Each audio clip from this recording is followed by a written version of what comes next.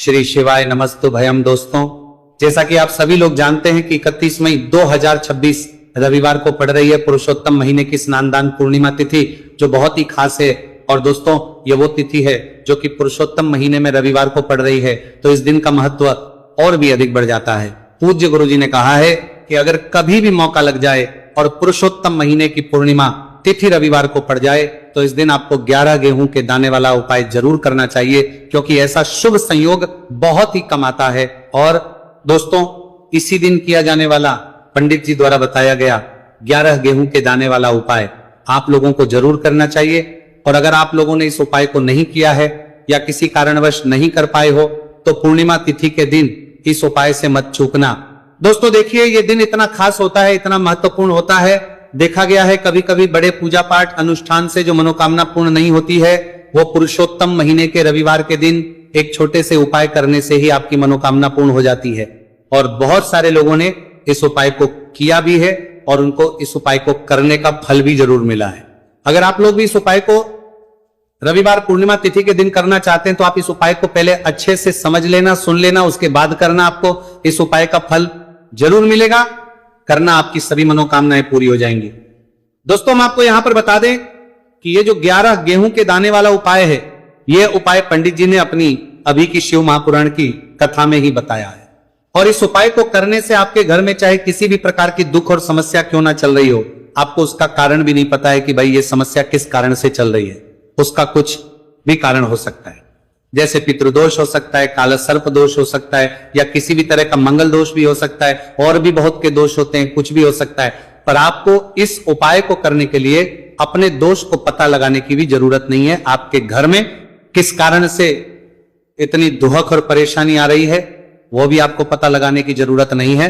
बस रविवार के दिन इस उपाय को कर लेना, क्योंकि इसी एकमात्र उपाय को करने से आपके पूरे घर परिवार में सुख और शांति हो जाएगी। आपके घर में अच्छे अच्छे काम होने लगेंगे। आपकी जो भी मनोकामना होगी वो आपको करना कैसे है, किसको करना है, किस समय करना है और कैसे करना है। देखो, उपाय बिल्कुल आसान है, बस समझने वाली बात है। ध्यान से समझिए, उसके बाद ही आप लोग जो है इस उपाय को जरूर कीजिएगा। लेकिन उससे पहले जो भी मेरे भाई, मेरी प्यारी बहनें आज चैनल पर पहली बार आए हैं या मेरी आवाज आज पहली बार सुन रहे हैं, अगर आप भी महादेव के सच्चे भक्त हैं तो वीडियो को लाइक और चैनल को सब्सक्राइब जरूर कर लें और कमेंट बॉक्स में लिखे हर हर महादेव, जय भोलेनाथ। अब सबसे पहली चीज हम लोग ये समझते हैं कि इस 11 गेहूं के दाने वाले उपाय को इस पूर्णिमा तिथि के दिन किसको करना है। तो देखिए, इस उपाय को घर के सभी सदस्यों को करने की बिल्कुल भी जरूरत नहीं है। घर में से कोई एक मुख्य बड़ा सदस्य ही इस उपाय को करेगा तो उस घर परिवार के सभी सदस्यों को इस उपाय को करने का फल मिल पर वो बड़ा सदस्य कौन होगा, कौन व्यक्ति इस उपाय को करेगा। तो यहां पर देखिए, हम आपको बता दें, घर की जो बड़ी माताएं बहनें होंगी, घर की बड़ी माताओं बहनों में से कोई भी एक माता बहन इस वाले उपाय को कर सकती है अपने पूरे घर परिवार के लिए। घर में सभी सदस्यों को इस उपाय को करने की जरूरत नहीं है।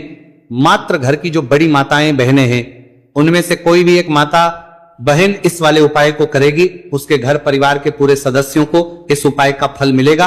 अगर किसी कारणवश माताएं बहनें घर में उपस्थित ना हो या वो इस उपाय को ना कर रही हो, कुछ दिक्कत हो, तो भाई उस जगह पर फिर घर का कोई बड़ा व्यक्ति भी इस उपाय को कर सकता है। माताओं बहनों के कहने का मतलब यह था कि माताएं बहनें घर की लक्ष्मी होती है। जब घर की लक्ष्मी कोई उपाय करती है तो निश्चित ही भगवान शिव जी बहुत जल्दी प्रसन्न होते हैं और उपाय का फल में बहुत जल्द और बहुत बड़ा करके भी यहां पर देते हैं। तो आप लोग ये बात समझ गए होंगे। अब हम ये बात समझते हैं किस वाले उपाय को हमें करना किस समय है। इस 11 गेहूं के दाने वाले उपाय को हमें इस रविवार पूर्णिमा तिथि के दिन करना किस समय है। तो देखिए, इस उपाय को करने का जो समय है शाम का समय है। अब देखिए, यहां पर हम मुख्य रूप से सुबह का समय नहीं बोलेंगे, क्योंकि देखिए ये जो पूर्णिमा तिथि है और आप सभी लोग जानते हैं इसका प्रदोष काल का जो समय होता है ना, इस दिन भगवान शिव और माता पार्वती जी का सबसे प्रिय दिन होता है। तो आप लोग इस गेहूं के दाने वाले उपाय को शाम के समय में कर सकते हो। और देखो, अगर सुबह करोगे तो आप 8 बजे से 11 बजे के मध्य इस उपाय को कर सकते हो। और देखो, अगर शाम के समय कर रहे हो तो इस दिन जरूर शाम के समय का ध्यान रखना कि शाम के 6 बजे से लेकर 7 बजे के बीच में अगर आप इस उपाय को कर सकते हो तो बिल्कुल कर लेना। पूरी कोशिश करना, आपको उपाय का फल जरूर मिलेगा। ये बात आपको समझ आ गई। अब बात करते हैं उपाय की। देखो, गुरुजी ने कहा है कि अगर रविवार के दिन पूर्णिमा तिथि पड़ जाए तो इस दिन आपको 11 गेहूं के दाने वाला उपाय तो अवश्य ही करना चाहिए। देखो, ये उपाय यदि आपके जीवन में कर्जा बहुत अधिक है, आपके जीवन में संकट बहुत अधिक रहते है, आपके ऊपर बहुत अधिक विपदा आ रही है, बार बार आपको अपने व्यापार में और अपने धन में हानि देखने को मिल रही है, यानी कि आपको प्रत्येक कार्य में हानि हो रही है, तो आपको यह करना चाहिए। देखिए, इस उपाय के लिए आपको 11 गेहूं के दाने आपको लेने, ठीक है। 11 दाने लेने के बाद में आपको जरूरत होगी चावल के दानों की। 11 चावल के दाने और 11 गेहूं के दाने, और चावल के दाने खंडित नहीं होने चाहिए। अब आप कहोगे भैया गेहूं कहां से लेने हैं? देखो, आपको किसी भी किराना स्टोर पे गेहूं के दाने मिल जाएंगे, जाके ले लेना, ठीक है ना। 11 गेहूं, 11 चावल के दाने लेने हैं। साथ ही साथ आपको एक तांबे का लोटा लेना है और उस तांबे के लोटे में आपको जल भरना है। जल खुद के घर का होना चाहिए, मंदिर का नहीं होगा। अब आप ये सब सामग्री लेकर पहुंच जाओगे महादेव के शिवलिंग के पास में। शाम के टाइम पे प्रदोष काल में देखो, जब आप ये उपाय कर रहे हो तो अपना फेस रखना उत्तर दिशा, नॉर्थ डायरेक्शन की तरफ। अब यहां पे जो मैं आपको क्रम बताने जा रहा हूं ना, उस मेरे क्रम को बहुत ध्यान से सुनिए। महादेव को अगर कोई सबसे प्रिय है ना, तो उनकी सबसे छोटी पुत्री, जिनका नाम है माता अशोक सुंदरी, जो आपके पास में चावल के रह दाने हैं ना, उन चावल के 11 दानों को माता अशोक सुंदरी के स्थान पर आपको अपना नाम और गोत्र बोलते हुए समर्पित कर देने हैं, है ना। चावल के दानों को रखने के बाद में जो आपके पास में तांबे का लोटा है ना, उस तांबे के लोटे को कहीं पे भी हम जल नहीं चढ़ेंगे। सिर्फ और सिर्फ माता पार्वती का जो हस्त कमल आपको दिख रहा है, यहीं पे गोल गोल आपको समर्पित करना है उसी जल को, और कहीं नहीं। ना तो माता अशोक सुंदरी के स्थान पर, न शिवलिंग के ऊपर, सिर्फ आपको यहाँ पे गोल गोल जलाधारी पर आपको उस जल को समर्पित करना है।